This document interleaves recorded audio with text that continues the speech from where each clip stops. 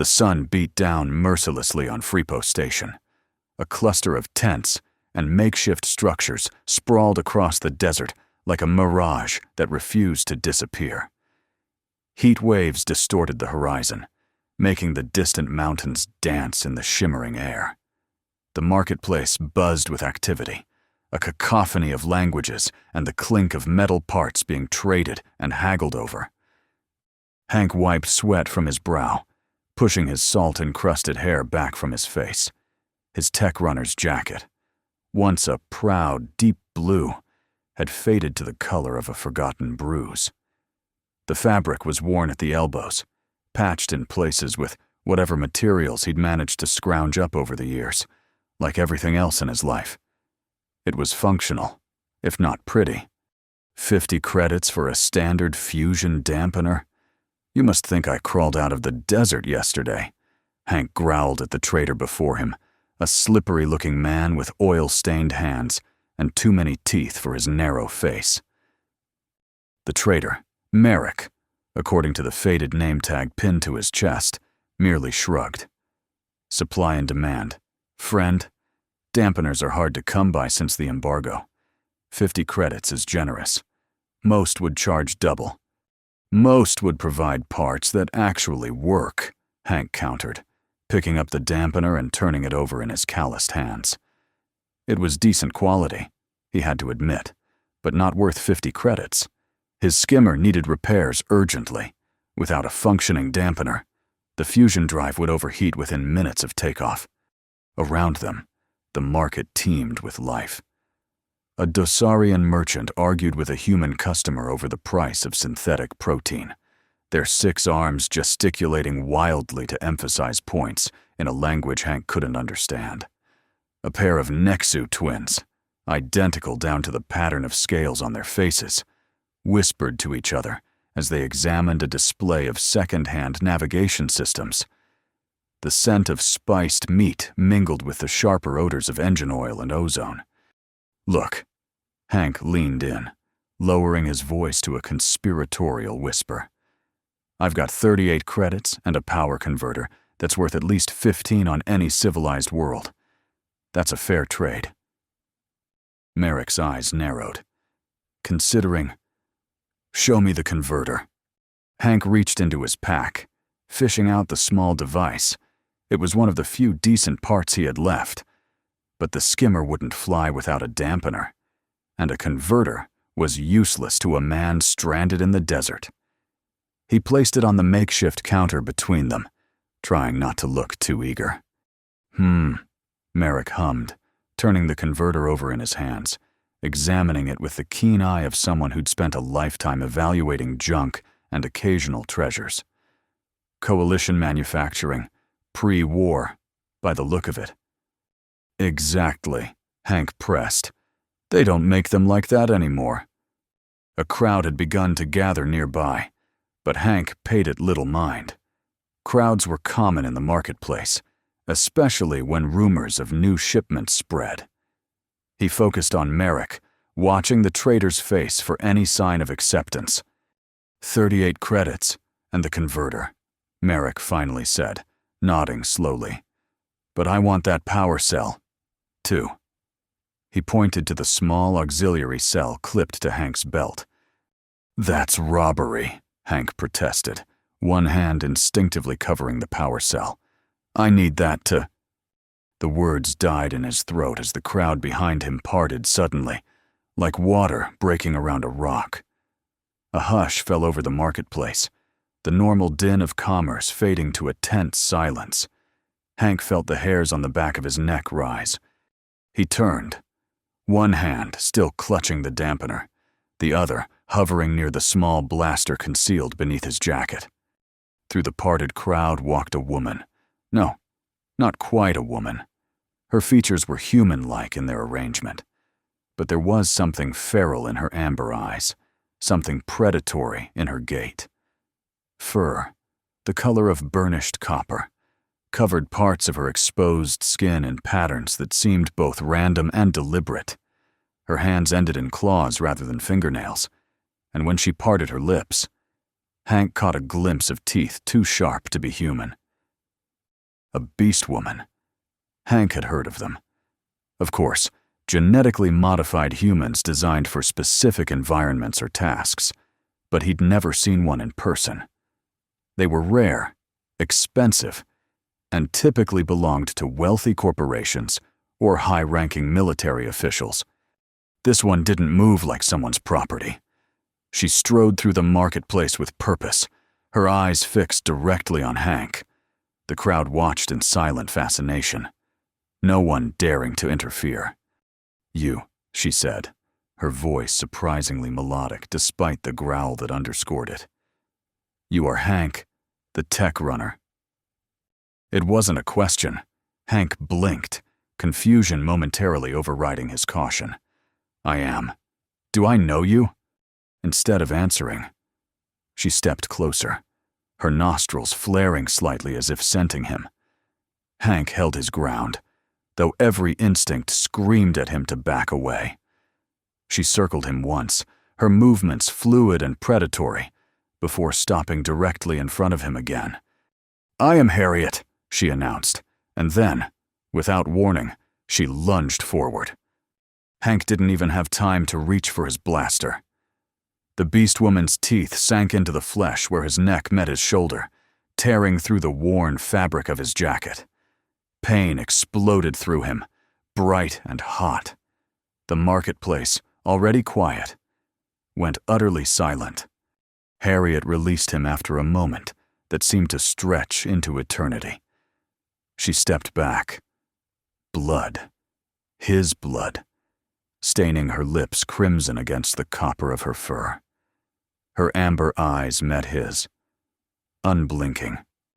"You are claimed," she stated simply, as if this explained everything. Hank's vision swam, black spots dancing at the edges. The dampener fell from his suddenly nerveless fingers, clattering to the dusty ground. His hand went to his wounded shoulder, coming away wet with blood.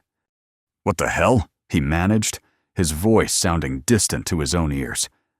Behind Merrick, the trader's eyes were wide with shock, or perhaps fear. Several market-goers had backed away further, while others pressed forward, fascination overriding caution. "We go," Harriet said, gripping his uninjured arm with surprising strength. Now, the marketplace exploded into chaos around them. Voices rose in alarm, confusion, and excitement. Someone shouted something about calling security. Merrick had disappeared behind his stall, no doubt reaching for a weapon. Hank's knees buckled, whether from shock or blood loss, he couldn't tell. The Beastwoman caught him easily, supporting his weight as if he were a child. "Stay conscious," she commanded, her breath warm against his ear. "They come." "Who?" Hank began. But the question died as he saw them. 3 figures pushing through the crowd, their black uniforms marking them as bounty hunters.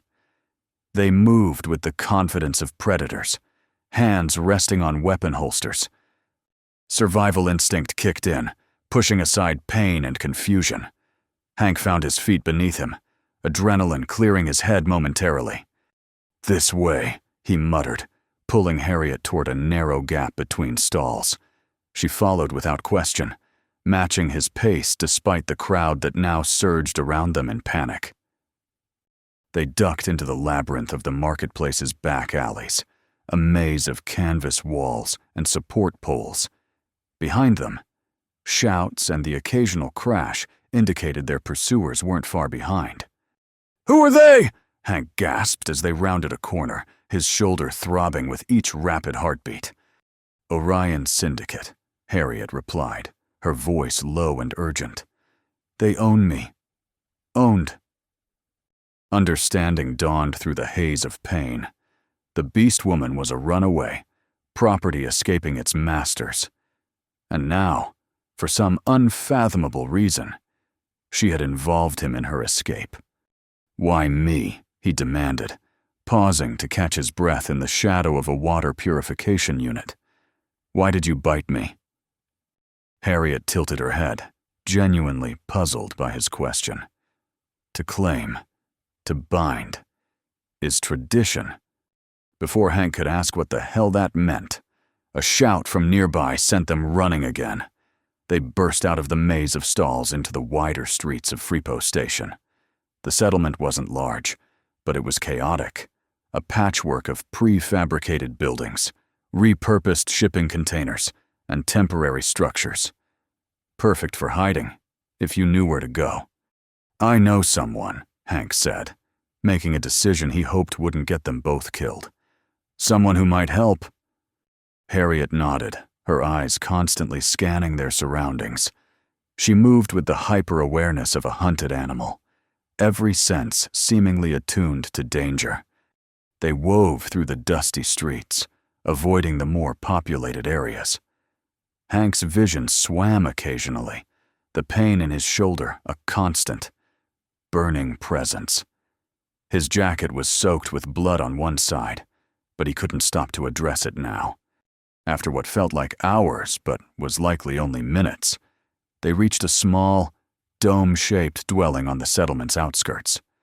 Unlike the haphazard structures of the marketplace, this building had a permanence to it, with walls of actual stone rather than canvas or metal sheeting. "Haldo!" Hank called, pounding on the reinforced door. "It's Hank! I need help!" Silence greeted them, broken only by the distant sounds of the marketplace and the wind whisking sand against the dome's walls. "Haldo!" Hank tried again, desperation edging his voice. He glanced over his shoulder, half expecting to see the bounty hunters bearing down on them. Finally, the door slid open with a hydraulic hiss, revealing a tall, thin man with skin so pale it was nearly translucent. Elaborate tattoos covered every visible inch of his flesh, swirling patterns that seemed to shift and change as he moved. "Hank," Haldo said, his voice a melodic whisper, his eyes, entirely black without visible iris or pupil, widened at the sight of the bloodied tech runner and his feral companion. "What trouble have you found this time?" "The kind that needs your particular expertise," Hank replied, pushing past Haldo into the coolness of the dome, "and maybe some medical attention." Harriet followed cautiously, her posture tense, ready to flee or fight at a moment's notice. She eyed Haldo with clear suspicion. "Xenolinguist," she said, identifying his profession with a sniff. "You study other kinds." Haldo inclined his head in acknowledgement. "I study communication between species. Yes, and you are." "Harriet," she replied, then added with a glance at Hank. "He is claimed." Haldo's eyebrows rose, disappearing beneath the fringe of colorless hair that hung over his forehead. "Ah," he said, understanding dawning in his alien eyes. "I see." "I don't," Hank interjected, wincing as he shrugged off his ruined jacket to examine the bite. It was deep, but clean, a precise wound rather than a ragged tear. What does that even mean? She bit me in front of the entire marketplace. Haldo moved to a cabinet, withdrawing medical supplies. "It is a cultural practice among her kind, a public declaration of binding." "Her kind? Beast people?" Hank asked, accepting an antiseptic wipe from Haldo and pressing it to his wound with a hiss. "Beastwoman," Harriet corrected, seemingly offended. "Not people. Woman." "The terminology is complex," Haldo explained, gently taking over wound treatment from Hank. "The public bite is a declaration of intent, a claim of responsibility and protection. In many ways, it is similar to certain bonding rituals in human cultures." "Like marriage?" Hank asked incredulously. Harriet growled, the sound rumbling deep in her chest. "Not mate.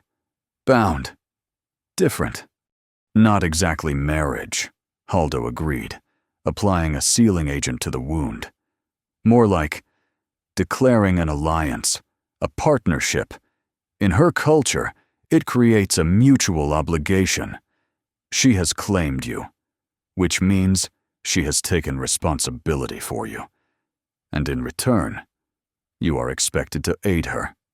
"I didn't agree to anything," Hank protested, pulling away from Haldo's ministrations.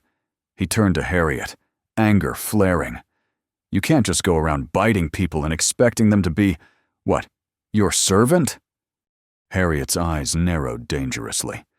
"Not servant. Bound. Equal."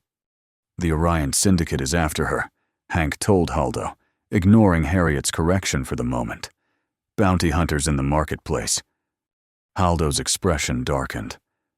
"The Syndicate does not part with its property easily," he said, his voice dropping to an even softer whisper.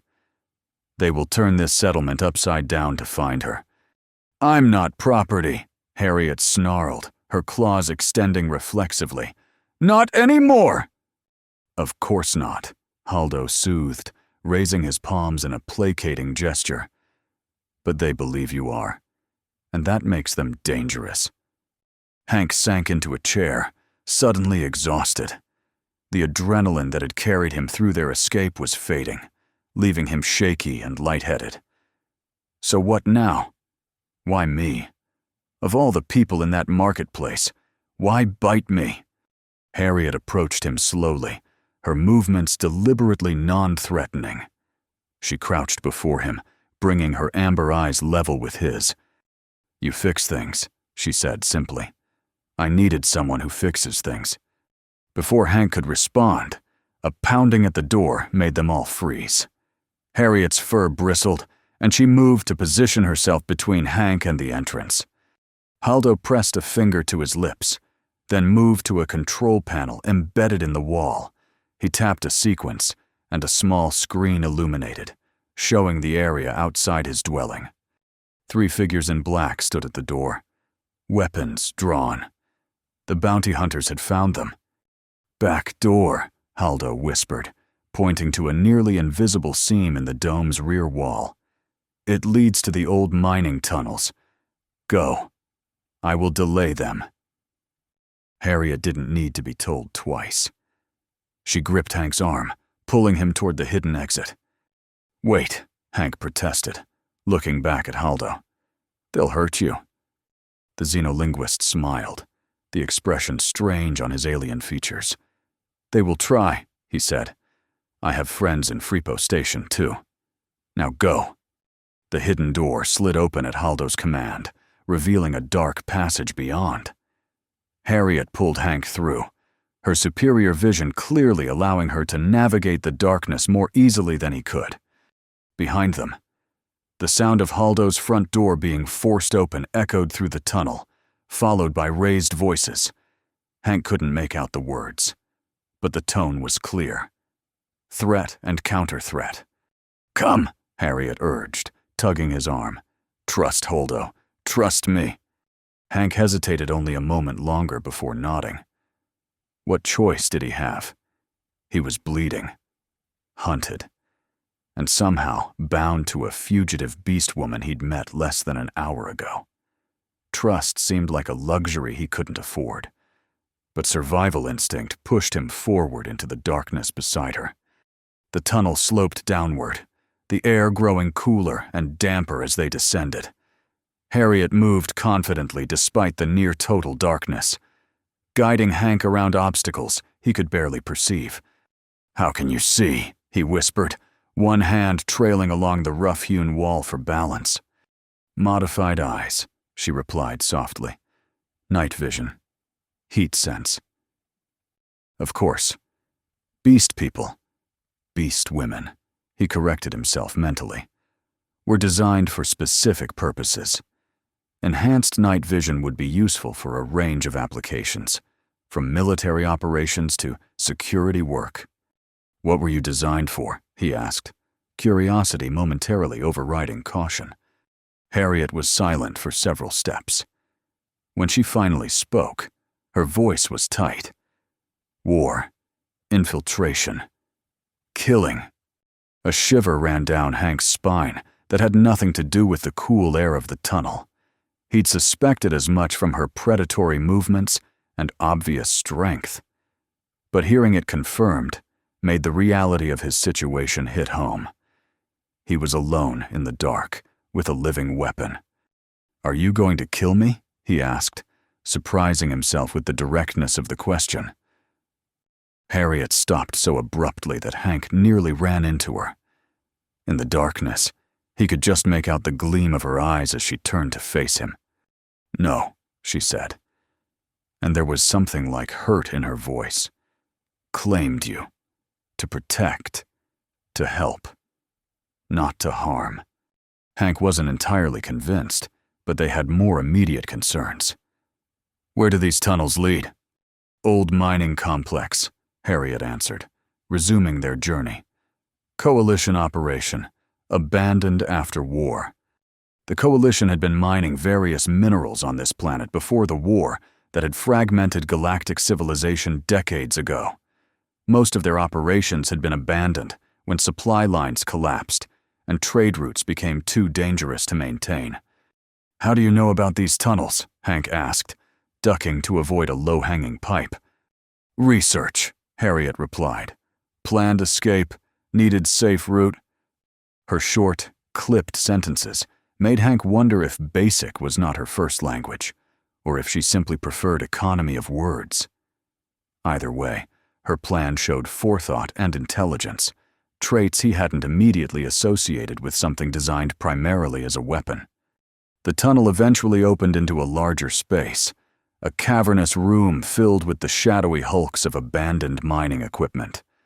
Faint light filtered in from cracks in the ceiling far above, providing just enough illumination for Hank to make out his surroundings. "We rest here," Harriet decided, leading him to a relatively clean corner where the floor was free of debris. "Check wound." Hank sank down gratefully, his legs trembling with exhaustion and blood loss. Harriet crouched beside him, her hands moving with surprising gentleness as she examined the bite on his shoulder. "Healing," she pronounced, "sealer working." "Why did you have to bite so hard?" Hank grumbled, wincing as her fingers probed the tender flesh around the wound. Harriet made a sound that might have been a laugh. "Tradition. Public claim must draw blood. Private claim is gentler." "Great," Hank muttered. "So you could have just nibbled on me in private, but instead, you had to make a spectacle?" "Needed witnesses," Harriet explained, sitting back on her haunches. "Makes claim legitimate. Protects both." Hank leaned his head back against the rough wall, too tired to argue further. "So what's the plan?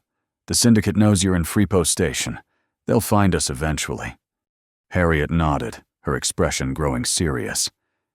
"Need transport off-world. Your skimmer?"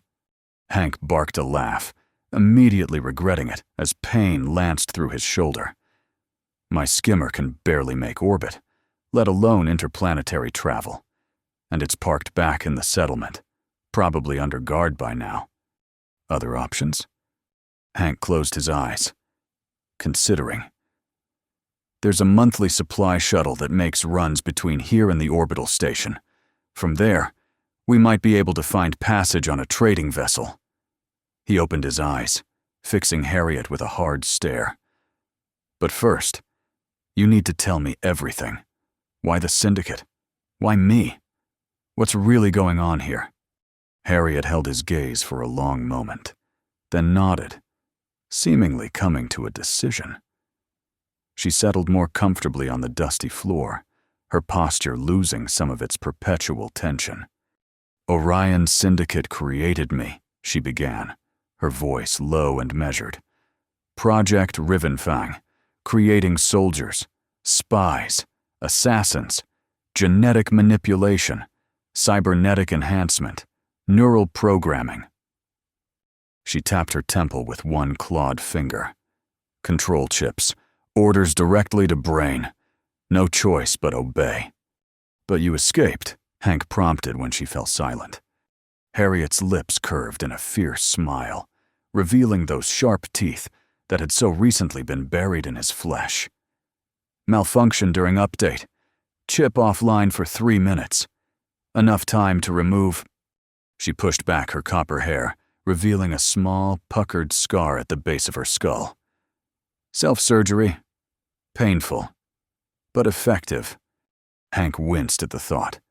And after that, ran, hid, studied, planned. She gestured at their surroundings. Freepost station. Remote. Minimal security. Regular traffic. Good place to disappear. Until you bit me in front of everyone, Hank pointed out dryly. Harriet's expression didn't change. Needed help. You have skills. Reputation as person who doesn't ask questions. Who told you about me? Listened. Watched. Market traders talk.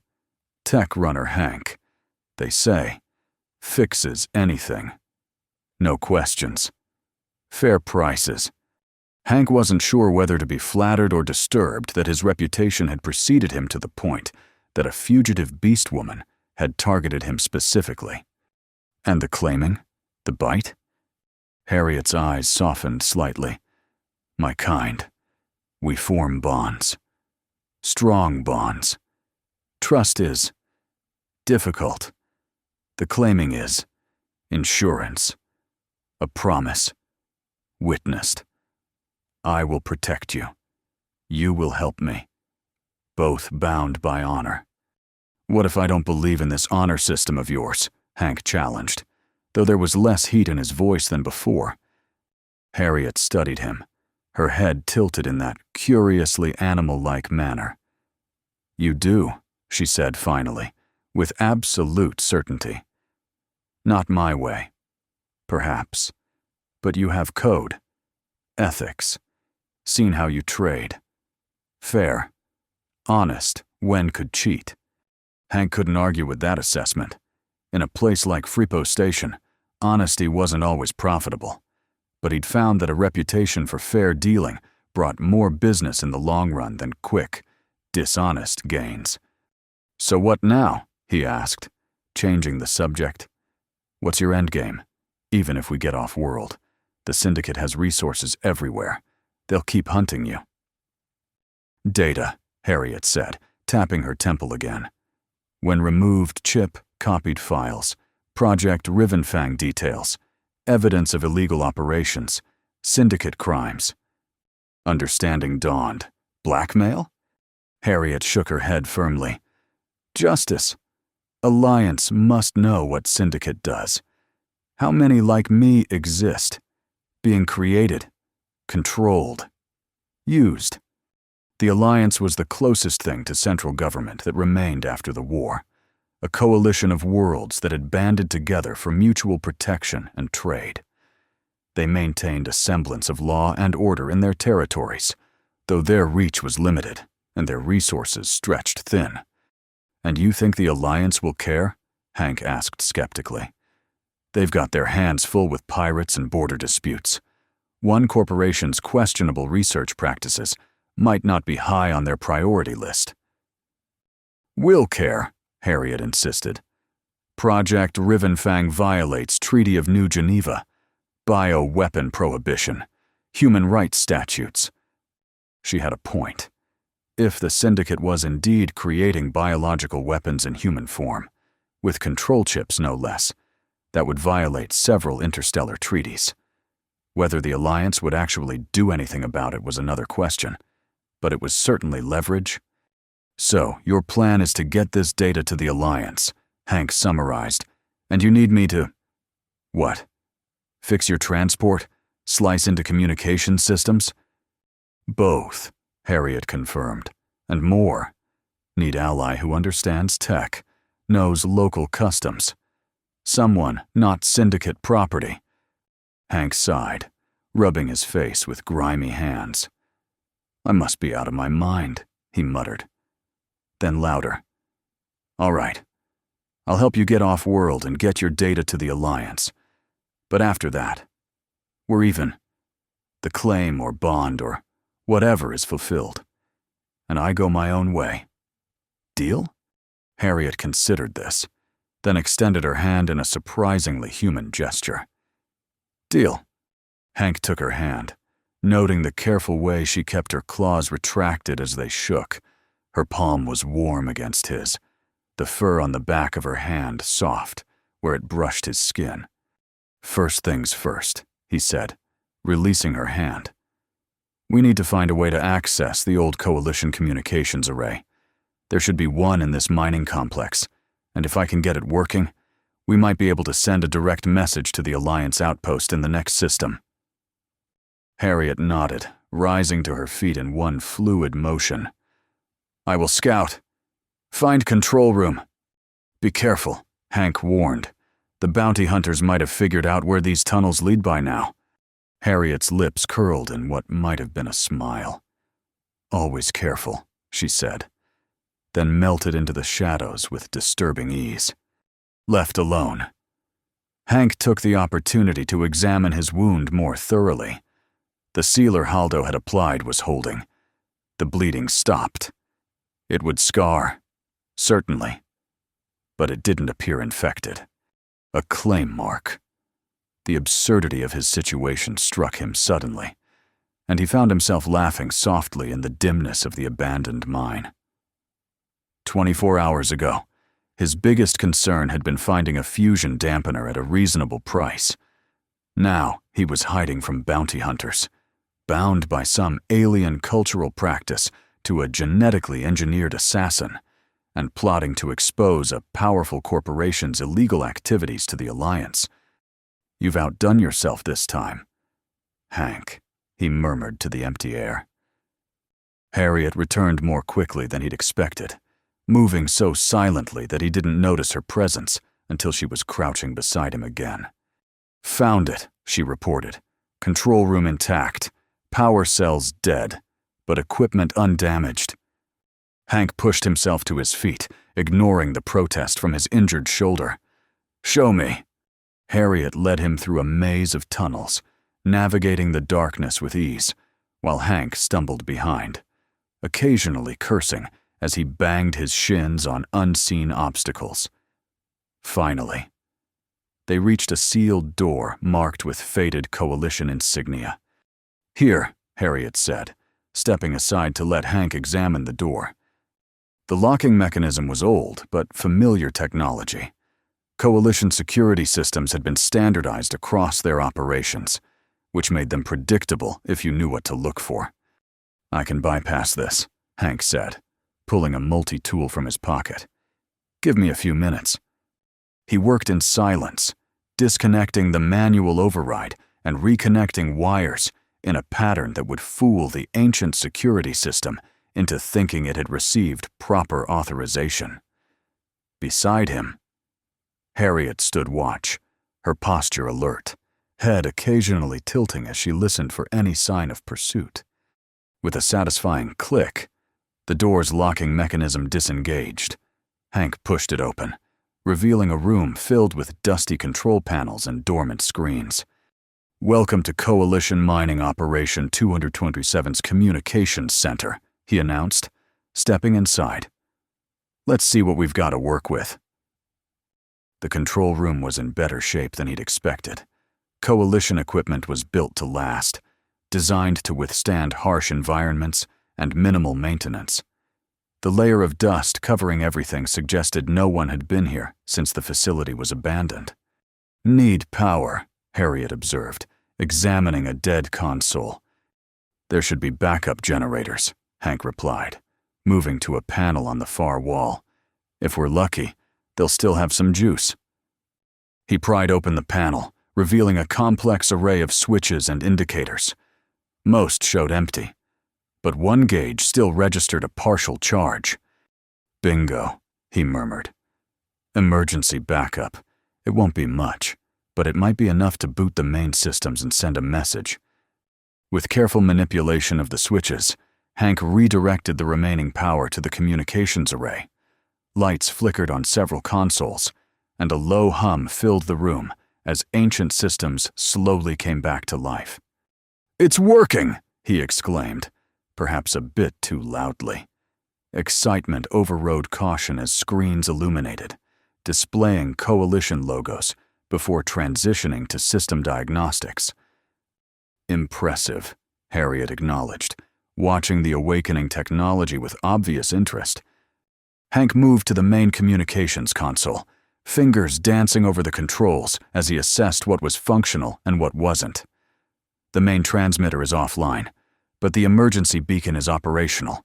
It's designed to transmit on Alliance emergency frequencies. "Can it send data?" Harriet asked, coming to stand beside him. "Not much, but yes. How big is your file?" Harriet reached into a hidden pocket in her clothing and withdrew a small data chip. Compressed. Essential data only.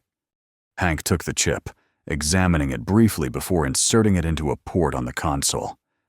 The system took several seconds to recognize the modern technology, but eventually, a prompt appeared on the screen, requesting transmission parameters. "We'll have to be quick," Hank warned, typing rapidly. "The backup power won't last long, and the transmission itself will draw a lot of energy." He programmed the beacon to transmit on Alliance emergency channels, adding an encryption key that would flag the message as priority to Alliance monitoring stations. The data from Harriet's chip was compressed further to ensure the entire package could be sent in a single burst. "Ready," he announced, finger hovering over the transmission initiator.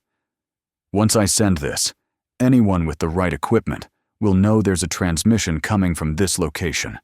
That includes the Syndicate, if they're monitoring these frequencies." Harriet nodded, understanding the implications. "Do it. Worth risk." Hank pressed the button. The console hummed loudly as power surged to the transmitter. A progress bar appeared on the screen, crawling forward agonizingly slowly. 10%. 20. Hank narrated, eyes fixed on the display. Come on. The lights in the control room dimmed as more power was diverted to the transmission. Shadows lengthened, dancing across the walls like restless spirits. 50%. 60. A distant boom echoed through the tunnels, followed by the sound of falling debris. "They found entrance," Harriet said, instantly alert. "Coming." "Just a little longer," Hank urged, watching the progress bar. 75%. 80. Another explosion. Closer, this time. Dust rained from the ceiling as the complex shook. "Not explosion," Harriet corrected herself, ears twitching. "Clearing blocked tunnels. Heavy equipment." 90%. 95. Hank counted, willing the transmission to complete before their pursuers arrived. The screen flashed green. "Transmission complete," Hank exclaimed, relief flooding through him. As if in response, the remaining power drained away, plunging the control room back into darkness, save for the emergency lights that cast everything in an eerie red glow. "Time to go," Harriet said, already moving toward the door. "Deeper into complex. Find defensive position." Hank followed, adrenaline once again pushing aside exhaustion. There should be a security bunker somewhere in the main operations area. Coalition standard design included hardened shelters in case of accidents or attacks. They hurried through the dark tunnels, guided by Harriet's superior vision and Hank's knowledge of Coalition mining layouts. The sounds of pursuit grew steadily louder behind them, voices echoing off stone walls, the clatter of equipment, the hum of powered searchlights cutting through the darkness. After several minutes of tense navigation, they emerged into a vast cavern that must have been the heart of the mining operation. Massive drilling equipment stood frozen in time, covered in dust and corrosion. Conveyor systems stretched across the space like the skeletal remains of enormous serpents. "There." Hank pointed to a reinforced door set into the far wall, marked with faded safety symbols. "That should be the security bunker." They sprinted across the open space, painfully aware of how exposed they were. The bunker door was sealed. But like the control room, its locking mechanism was familiar Coalition technology. Hank made quick work of it. and they slipped inside just as the first flashlight beam swept into the main cavern. The bunker was small, but well designed, with thick walls that would resist most conventional weapons. It had been intended to protect miners from cave-ins or toxic gas releases, but it would serve equally well as a defensive position against bounty hunters. "We can hold here," Hank said, securing the door behind them. "The Alliance received our transmission. If they take it seriously, they'll send someone to investigate." "If," Harriet echoed, her expression grim in the dim emergency lighting of the bunker. The interior was sparse, a few cots, storage lockers likely empty after decades of abandonment, and a small control panel for monitoring external conditions. Hank checked the panel, surprised to find it still had power. "Separate system," he explained to Harriet. "Safety measures had independent power sources. We can see what's happening outside." He activated the external cameras. Most were offline or damaged, but one still functioned, showing a grainy view of the main cavern. Several figures in black moved methodically through the space, weapons drawn, searching. 5 hunters, Harriet counted, watching the screen with narrowed eyes. Heavy weapons, professional. Hank's heart sank. "We're trapped." Harriet shook her head. "Defended. Not trapped. Difference." She moved to the storage lockers, forcing them open one by one. Most were indeed empty. But in the last, she found a dusty emergency kit and, more importantly, an old Coalition service pistol. "Better than nothing," she said, checking the weapon's charge. It showed half power, enough for several shots. Hank took the pistol when she offered it, surprised by her willingness to arm him rather than keep the weapon herself. "You need protection," she explained, seeing his confusion. "I have these."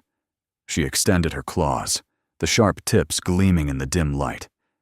On the monitor, the bounty hunters had split up, 3 continuing to search the cavern while 2 approached the bunker door. They moved with the confidence of professionals who had done this many times before. "They know we're in here," Hank said, positioning himself beside the door, pistol ready. Harriet nodded, taking position on the opposite side. "They will try to force entry. Be ready." The next few minutes passed in tense silence, broken only by the sound of their breathing and the occasional murmur from outside as the hunters communicated with each other. Then came a metallic clank against the bunker door. "Breaching charge," Harriet whispered, tensing visibly. "When door blows, stay down." Hank had barely processed her warning when a deafening explosion shook the bunker. The reinforced door buckled inward, hanging from a single hinge. Smoke billowed through the opening, obscuring visibility. Through the haze, a dark figure appeared, weapon raised. Hank fired without hesitation, the ancient pistol bucking in his hand. The shot went wide, but it forced the hunter to duck back for cover. Harriet moved with blinding speed, launching herself through the smoke directly at their attackers. Hank heard a shout cut short, followed by the sound of something heavy hitting the ground. He edged forward, trying to see through the dissipating smoke. Harriet was engaged in hand-to-hand combat with one of the hunters, her movements a blur of lethal precision. The other hunter lay motionless nearby, a dark stain spreading beneath him. More figures appeared at the edge of the cavern. The other 3 hunters, alerted by the explosion and gunfire. They were too far for accurate pistol fire, but they were closing in quickly. "Harriet!" Hank called in warning. "3 more incoming!" She dispatched her current opponent with a vicious slash of her claws, then whirled to face the new threat. Blood matted the fur on her hands and forearms, but she showed no sign of injury herself. The approaching hunters opened fire, energy bolts sizzling through the air. Harriet dodged with inhuman agility, using the mining equipment as cover as she worked her way toward them. Hank provided what cover fire he could, forcing the hunters to split their attention. One bolt came perilously close, singing the sleeve of his already ruined jacket. Harriet reached the first of the new attackers, closing to melee range where their ranged weapons were less effective. She fought with terrifying efficiency, her enhanced strength and speed giving her a significant advantage despite being outnumbered. Hank continued firing, careful to avoid hitting Harriet in the chaotic melee. He managed to wing one hunter, sending them stumbling back with a cry of pain. But the odds were still against them. Even with Harriet's combat abilities, 3 professional bounty hunters with advanced weapons were formidable opponents. As Hank watched, one of them produced what looked like an electrified baton, a stun weapon designed specifically for subduing without killing. "Harriet, watch out!" he shouted, but too late.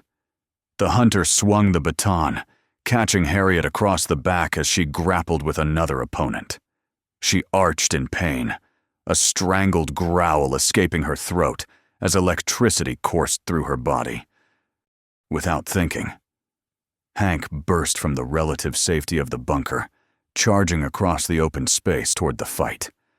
The hunter with the stun baton raised it for another strike, focused entirely on Harriet.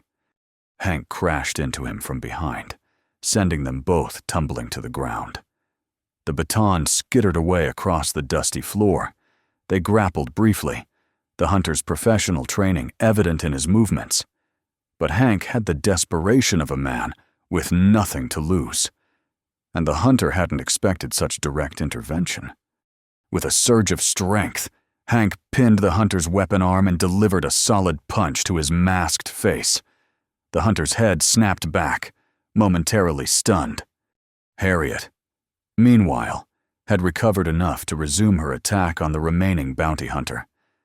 Despite the lingering effects of the stun baton, she moved with deadly purpose, driving her opponent back step by step.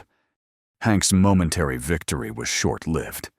The hunter beneath him bucked suddenly, throwing him off balance. An armored knee drove into his stomach, driving the air from his lungs. The world spun as he was flipped onto his back, the hunter now looming over him. "Stupid move, tech runner," the hunter growled, drawing a wicked-looking blade from his belt. "The Syndicate only wants the asset alive. You're expendable." The knife descended toward Hank's chest. He caught the hunter's wrist with both hands, straining to hold the blade at bay. But the hunter was stronger, the tip of the knife inching closer to Hank's heart with each passing second. Suddenly, the pressure vanished. The hunter was ripped away with a startled cry, flung bodily across the cavern to crash into a pile of rusted equipment. Harriet stood over Hank, her chest heaving. Blood, some hers, mostly not, spattered across her face and body. Her amber eyes blazed with a feral light. "You fought for me," she said, the word somewhere between a question and a statement. Hank struggled to his feet, wincing at what were definitely bruised, if not broken. "Ribs. Of course I did. We're bound, remember?" Something shifted in Harriet's expression. Surprise, perhaps, or a deeper emotion he couldn't name. She offered her hand, helping him stand straight. Around them, the 5 bounty hunters lay in various states of incapacitation. 2 would never get up again. The others would eventually recover, but not soon enough to pose an immediate threat. "We should go," Hank said, retrieving the pistol he'd dropped during the fight. There could be more. Harriet nodded, but before they could move toward one of the tunnel exits, a new sound echoed through the cavern, the distinctive whine of shuttle engines. "More hunters?" Hank asked, raising the pistol wearily. Harriet tilted her head, listening intently. "Different engines. Military grade. Alliance." Hope surged through Hank's chest. "They got our transmission. They actually came." They watched as a sleek Alliance patrol vessel descended through an access shaft in the cavern ceiling, landing lights illuminating the vast space. It settled on what had once been a loading platform, engines powering down to a low hum. The vessel's hatch opened, and armored figures emerged, weapons ready but not yet aimed at Hank and Harriet. Their uniforms bore the distinctive insignia of Alliance Enforcement Division. "This is Commander Reed, Alliance Enforcement," an amplified voice announced. "We received an emergency transmission from this location containing information about illegal syndicate operations. Identify yourselves." Harriet stepped forward, standing tall despite her injuries. "I am Harriet, former syndicate asset, Project Rivenfang. I sent the data." The Alliance officers approached cautiously, clearly noting the downed bounty hunters and the bloodied state of both Harriet and Hank. "And you?" Commander Reed asked, focusing on Hank. "Hank Tech Runner," he replied simply. "I helped transmit the data." The commander nodded, then gestured to his team. "Secure the area. Check the hunters for survivors." To Harriet and Hank, he said, "We'll need both of you to come with us for debriefing. The data you sent contains serious allegations against the Orion Syndicate. Our superiors will want to speak with you directly." Harriet tensed slightly beside Hank. "Will I be detained?" The commander seemed to understand her concern. "You'll be under protective custody, not detention. If what your data shows is accurate, you're a victim, not a criminal." Harriet didn't appear entirely convinced, but she nodded acceptance. Hank placed a hand gently on her arm, mindful of her injuries. "We'll go together," he said quietly. "The bond works both ways, right?" For the first time since he'd met her, Harriet smiled, a genuine expression that softened her predatory features and reached her amber eyes.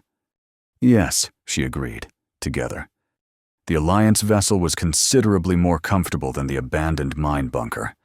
Medical personnel attended to their injuries, cleaning and properly treating Harriet's electrical burns and Hank's bite wound and bruised ribs. Commander Reed debriefed them separately, then together, recording their accounts of the events at Freepost Station and the Syndicate's pursuit. He seemed particularly interested in the details of Project Rivenfang, asking Harriet numerous questions about the facility where she was created, the procedures performed on her, and how many others like her existed. "The data you provided is damning," he told them after the debriefing concluded. "We've already dispatched teams to investigate the coordinates of the research facility you identified. If your information is accurate, and preliminary analysis suggests it is, the Syndicate has violated multiple sections of the New Geneva Treaty." "They will deny everything," Harriet said, her voice flat. "Destroy evidence, move remaining subjects." Reed nodded grimly. "Probably. But they can't erase all traces. And with you as a living witness, plus the data you extracted, we have enough to launch a full investigation with judicial oversight. The Syndicate is powerful, but not above Alliance law." "What happens to Harriet now?" Hank asked, the question that had been weighing on his mind since they boarded the Alliance vessel. Reed considered them both before answering. "Officially, we'll offer protected witness status, new identity, relocation to a secure Alliance world, monitoring for your safety." "And unofficially?" Harriet pressed, catching the commander's careful wording. "Unofficially, there will be those who see you as a valuable asset yourself, military, intelligence services. They'll be interested in what you can do, what you know about Syndicate operations." "I am not a weapon to be used," Harriet stated firmly. "Not again. Not by anyone." Reed raised his hands placatingly. "I understand, and I'll make sure that's clear in my report. But I can't guarantee what happens after that. Politics and power often override good intentions." Hank frowned, disliking the implications. "There must be alternatives."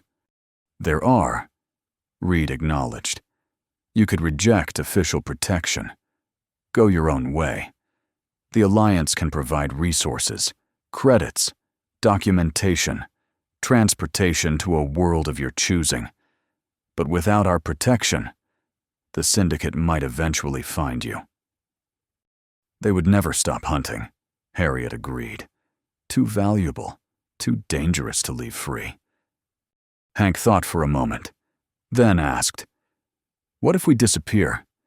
Not through official channels, not with Alliance monitoring, but truly disappear." Reed raised an eyebrow. "What did you have in mind?" "I know people," Hank said carefully. "People who can make new identities that would withstand scrutiny. Places where neither the Alliance nor the Syndicate has much presence or influence." Harriet looked at him with surprise. "You would come with me?" Hank met her amber gaze steadily. "We're bound, remember? I help you. You protect me. Seems like a fair arrangement, considering there's probably a Syndicate price on my head now, too." Reed watched their exchange with interest. "It's not an option I can officially endorse," he said slowly. "But unofficially, it might be the best solution for everyone. The Alliance gets its investigation. The Syndicate loses its asset, and you both get your freedom." He stood, straightening his uniform. "I'll need to report to my superiors. We'll reach the orbital station in approximately 6 hours. I suggest you both get some rest and consider your options carefully. Whatever you decide, I'll do what I can to facilitate it, within reason." After Reed left, Hank and Harriet sat in companionable silence for a while, each processing the events of the past 24 hours and the choices that lay ahead. "Did you mean it?" Harriet finally asked, her voice softer than Hank had yet heard it. "About coming with me?" Hank touched his shoulder, where her bite mark was now properly treated and bandaged. "I'm not big on traditions and cultural practices I don't understand," he said. "But I do believe in keeping my word. You claimed me. I agreed to help you. And that doesn't end just because we transmitted some data." He paused, then added more honestly, "Besides, I've been drifting for years. No real home, no real purpose beyond the next repair job or tech run. Maybe having someone to watch my back wouldn't be the worst thing." Harriet studied him, her expression thoughtful. "Not just watching back. Partnership. Equal." "Equal," Hank agreed with a smile. "Though you might need to teach me more about your customs, so I don't accidentally offend you, or, worse, accidentally claim someone else." That startled a laugh from Harriet, the sound surprisingly musical despite the growl that underscored it. "Claiming is for my kind only.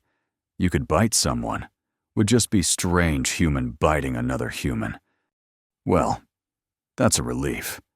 Hank chuckled. "So, partners, we disappear together. Find somewhere the Syndicate won't look for us." Harriet extended her hand, claws carefully retracted.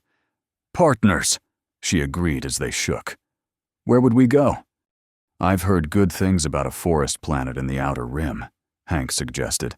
"Small settlements, mostly agricultural, dense forests for hunting and hiding if necessary. The kind of place the Syndicate would have no business interests." "Forest," Harriet repeated, a distant look entering her eyes. "Trees, rivers, animals. I have memories, implanted memories of such places. Never seen real forest." "Then that's where we'll go," Hank decided. "I know someone on the orbital station who can arrange transport, no questions asked, and I have enough credits stashed away to get us started." Harriet nodded, satisfaction evident in her posture. "Good plan.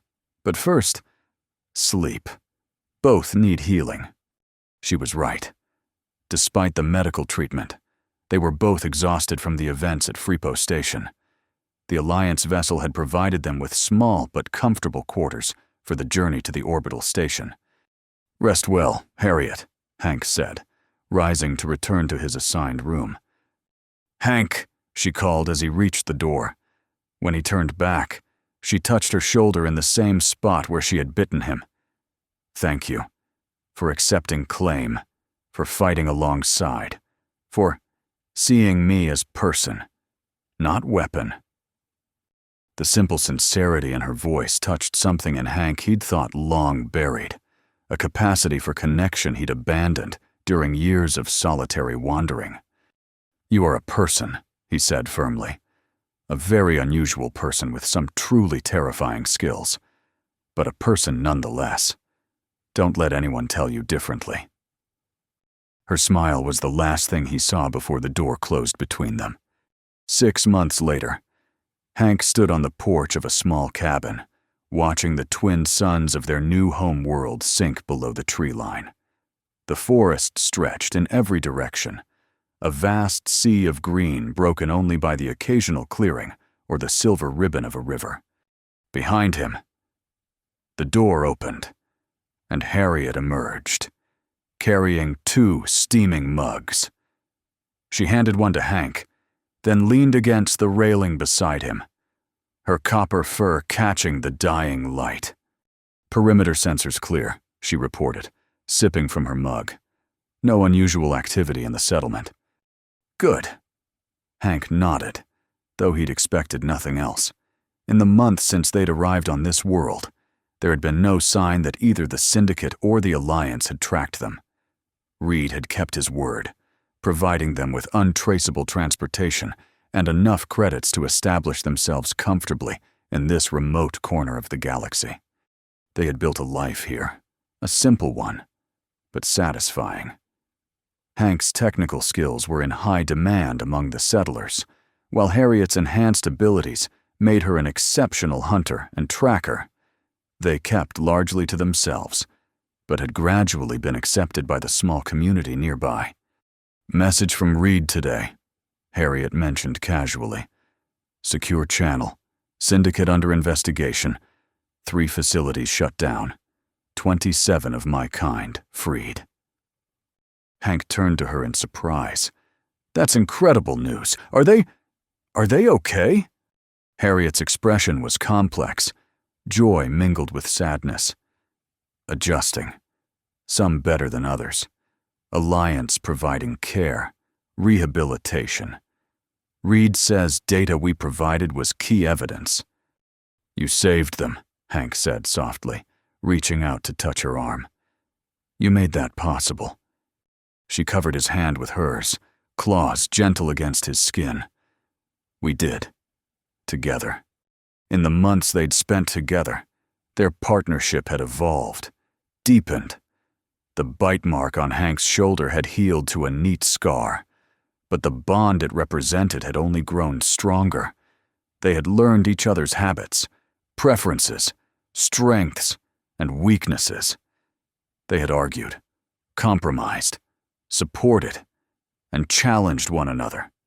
And somewhere along the way, partnership had become something more.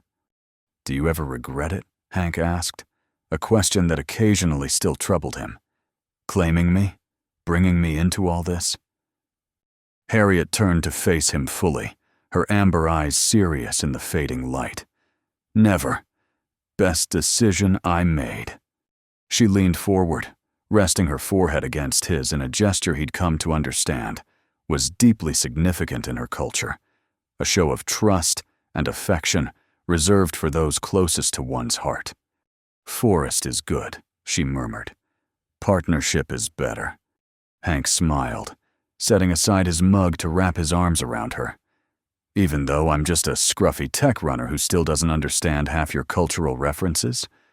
Harriet's laugh rumbled against his chest. "Because of that, you learn. I learn. We grow together."